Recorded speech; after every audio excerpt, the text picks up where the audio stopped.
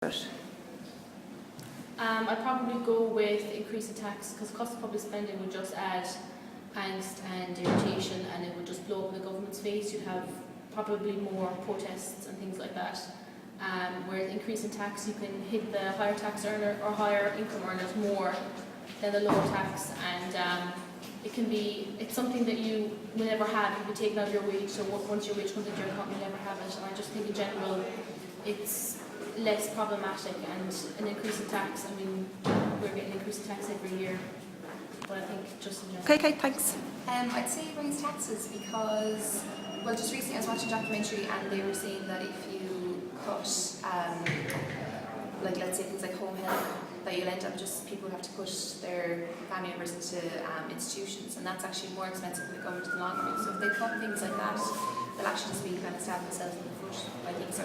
And then so if you cut things too much, like the extra help that they give to mothers and things like that, then they won't spend as much. So if you're not putting money back into society, like you can't really get to that. Perfect. Thanks very much.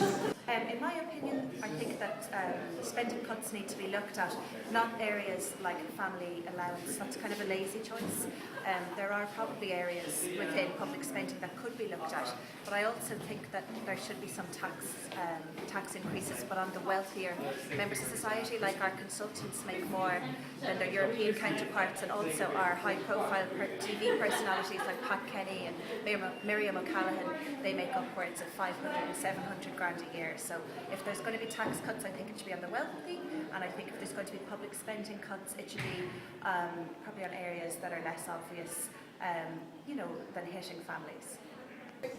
Well, generally I would recommend kind of a balance. We're in a situation in Ireland now, we obviously aren't responsible for it, but there's no point in complaining, we can't go back now. So it has to come from somewhere, we have to be realistic about it. But our government seems to be operating a trial and error sort of management structure in Ireland. The only problem is the errors are actually affecting millions of people. So I suppose when you think about who's getting affected most by it, there's a major sort of come back to basics here, and maybe seeing who is getting most affected, who are the most vulnerable, and trying to avoid maybe targeting those. The past few budgets have seemed to kind of make the matters worse. We, like in Ireland, we're known, our uniqueness is a knowledge economy, and what we're ending up doing is we're actually eliminating that. So we're going to cut costs in schooling and